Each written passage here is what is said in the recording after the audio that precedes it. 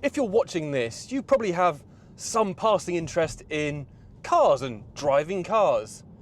However, for 95% of people, they don't really care. It's a tool, it's a transportation device to get them from A to B.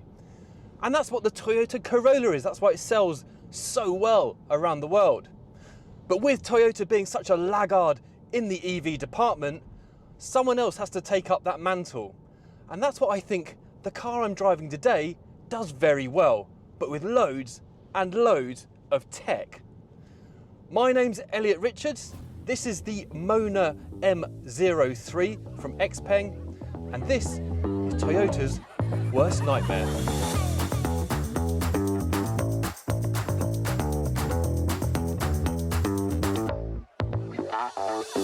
Now, I did say this was Toyota's worst nightmare, but this is actually any legacy automaker's worst nightmare because it's a combination of XPeng affordability plus XPeng tech. So it's like BYD money, but with Xiaomi features. And that's what XPeng are so good at, and that's what Legacy are so bad at. Can you believe the price of this car? It's so packed with tech features and looks pretty good that I think it's almost unbeatable in the market. This even, I think, would challenge the likes of the BYD, say, Atto 3. The Atto 3, or most BYDs at the moment, don't have much in the way of tech features. And that's where XPeng really shines in this market. So this suddenly becomes a very, very competitive model. And when you add the price of 120,000 RMB, or about 16,000 US dollars, then it becomes very scary.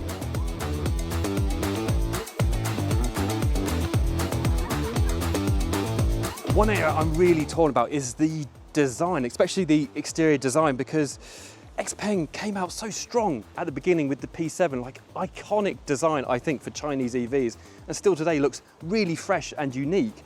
They've kind of lost their way a little bit with exterior design, but this, does it recapture that a little? Yes, but it's still not as iconic. However, this looks much worse on your screen than it does in real life. Seeing it here, you can see like kind of the aggressive angles down here and how it's kind of sculpted in on the sides. And in real life, I think it looks really quite nice. However, it does have these lights, which are a little bit copycat of Onvo or the new Polestar models. Again, who's copying who here?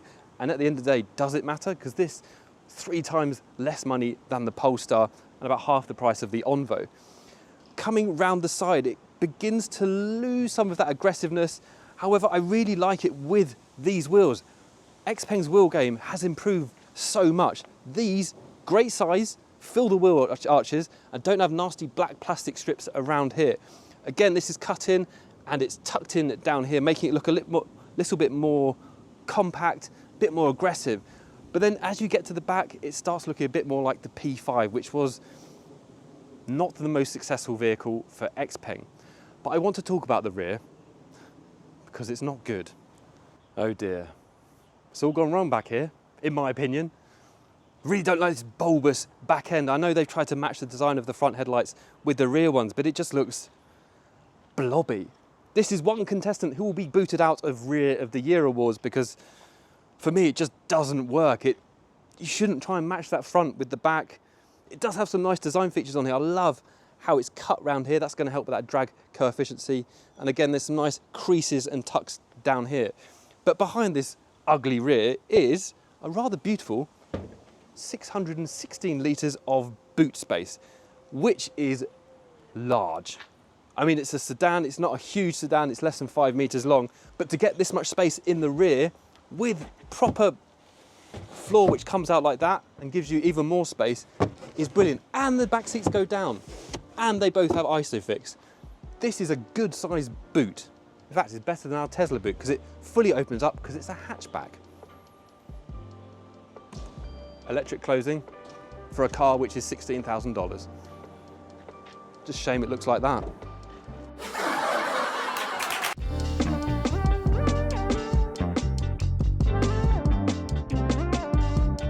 I think you can see the design, how it works from this angle really well. This end sculpted, really beautiful, like aggressive, modern, bit Polestar-y. Back here, blobby and a bit disappointing. But anyway, I don't want to talk about the design anymore. Let's talk about the battery and the specs. This car comes in 3 different configurations, a 515, that's the model name, 515, 580 Max and a 620. Now the bottom one comes with a 51 kilowatt hour battery and the top of the range one comes with a 62 kilowatt hour battery. So both battery sizes smaller than my XPeng G3, but with more range. It's CLTC range, those numbers denote the range. It doesn't come with 800 volt architecture. At this price point, you still can't quite get that, but I expect in the next generation or probably in a year, or knowing XPeng next month, you'll have a 800 volt version. But the interesting thing about this is the batteries were designed by or supplied by a BYD subsidiary called FinDreams. So it's enjoying the benefits of having BYD batteries in the bottom, which are affordable because BYD are so massive. This really is the best of every single world. Affordable, smaller batteries on a tech-focused body. This is kind of what BYD want to be, but just aren't there yet.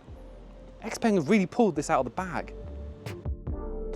So far so good, but does it translate into an exciting drive? Well, a little bit of yes and a little bit of no. It's not the most dynamic and exciting of drives. It just does your plain old A to B exceptionally well. Now, that's not to say it doesn't have any distinguishing features. How it drives is very smooth, very modulated. Visibility is good, comfort is good. It's great as an all-rounder car.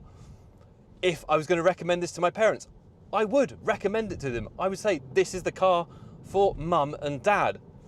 And that's kind of where this car is aimed at if it was going to go overseas. However, in the market here in China, this is aimed squarely at the ride-sharing market. So Didi, the Uber of China, originally developed this car with BYD until XPeng bought the project, and this is what they've come up with. And ultimately, at this price, this is going to become a ride-share car, a robo-car, if you will, because this does have loads of self-driving features. Now, it doesn't have all of them. If you get the Max version, which this one is not, that comes out a little bit later, that has urban NGP as well, so you can drive in urban areas. This one just has highway NGP, so it does the self-driving on highways. This is what robo-taxis are today. This is the reality. This is the affordable reality of what robo-taxis are. Now, acceleration in this is brisk. It's in the mid 7 seconds for any model that you get, which is more than enough. And you know what? This really reminds me of my XPeng G3. That was the cheapest XPeng on the market when it first came out. That's why I bought it. It was 160,000 RMB. This is much cheaper than that. And it does feel a little bit like my G3, but much more refined in the driving department. My G3, looking back now, was quite lurchy going around corners. It's a car that's been now discontinued, and I think they're better off for it. This feels like a baby P7. It has that refinement. It has the details that kind of really matter to consumers. And at the end of the day, it comes in at an absolutely unbeatable price point. The price point of this is nuts.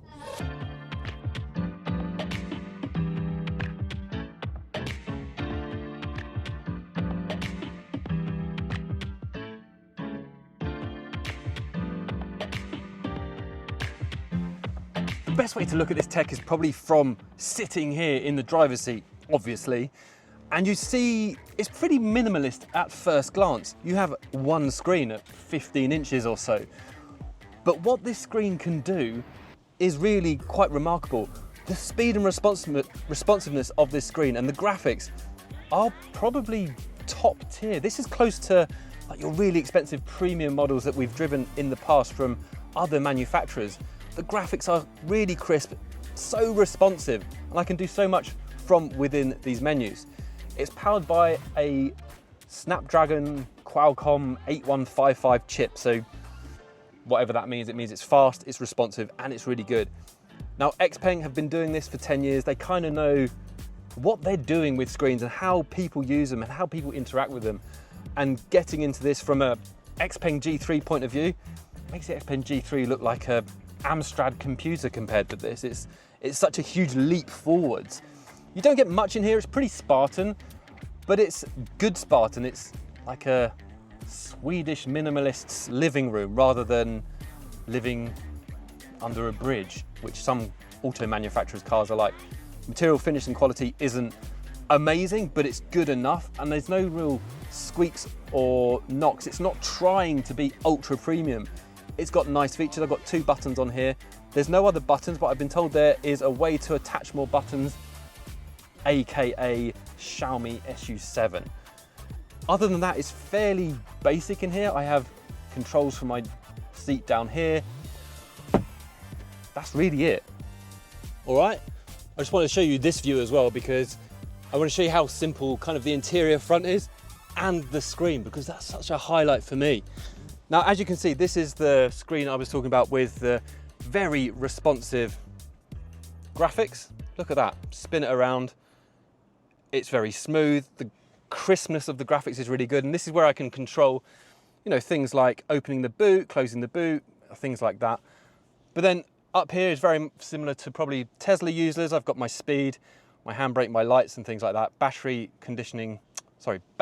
charging status up here.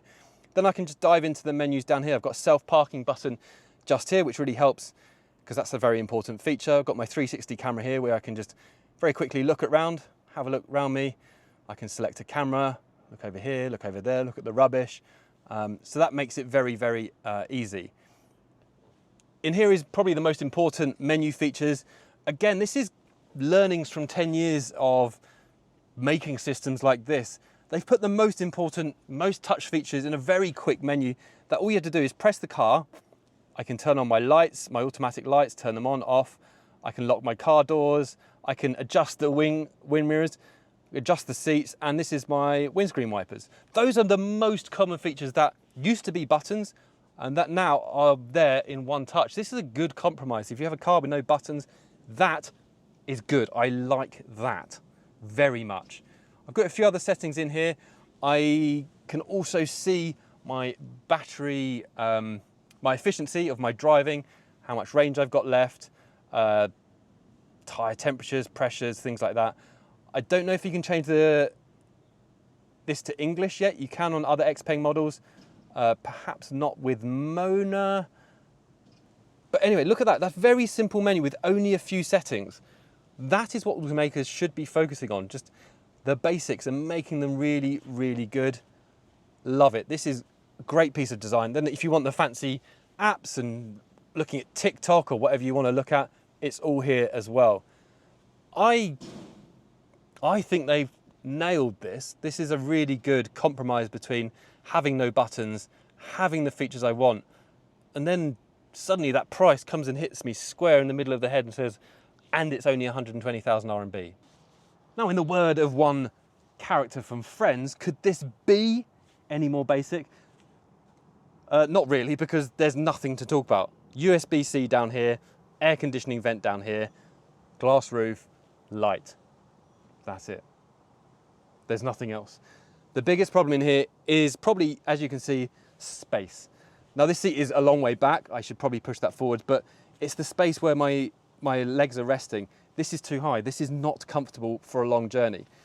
This ergonomically, for me, doesn't work. I'm just under 6 foot tall.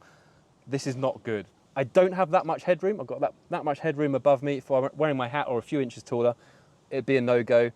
Glass roof could get very hot in the summer. I could feel that heat as well. So for me, this is a bit of a letdown. As a ride-hailing car, no problem. I'm only going short distances. As a family car, it would be a little bit of a compromise, maybe too much in here. But for that price of 120,000 RMB, am I going to complain? Probably not. Now, I have to say, there are some really nice points about this car, which I really wasn't expecting for a car of this price. You know, someone says it's the 120,000 RMB, or move out the way, pigeon. 120,000 RMB or $16,000 car. You think, oh, it's going to be a bit rubbish. They've got an economy saved in lots of places. It's going to be a bit nasty. But actually, I have to say, the quality of the materials in here is good. Now, they're not going for premium markets, so they're comfortable with offering like slightly cheaper materials, but they've done it really well. It's solidly built in here. One of the nicest things is these indicators. They're so solid feeling. They don't feel plasticky and tinny. The sound they make is horrific. It sounds like they've rushed the sound file on the indicator stalk, a very minor point, but the actual feel of these stalks around here is great. They haven't gone down the road of innovating for the sake of innovating. XPeng have been in the game for 10 years. They kind of know what they're doing now, and this kind of showcases that expertise, but even at this lower price point. One massive thumbs up in here, I have to say, is the interior design. Again, low expectations with this car, but I was driving the Zeekr 7X a week ago. That interior design is weak compared to this. That's the only way of saying it. Now, quality of the materials in that compared to this is obviously higher, but not that much higher. But the way this design is so well thought out and restrained, and it speaks XPeng to me, whereas the Zeekr one just spoke generic Geely to me. And that's what I like. They're doing a really good job in the design department on the interior. The exterior, I think, of XPeng is slightly lacking of late, but the interiors are really, really good, well thought out, and I mean, you get great value for money with this car. So what happens when this car, maybe it won't arrive in Europe, but let's say if it does, hypothetically, at the cost it does now let's say it's got a 40% tariff, comes at about 22,000 US dollars. Let's add some extra fees and bits and bobs and shipping on there. This is ultimately an EV sedan for 25,000 US dollars. Even at this price, with the tariffs, this is unbeatable value for money. And that is where legacy automakers' problem lies. And that's why this car, I think, could do extremely well in markets outside of China.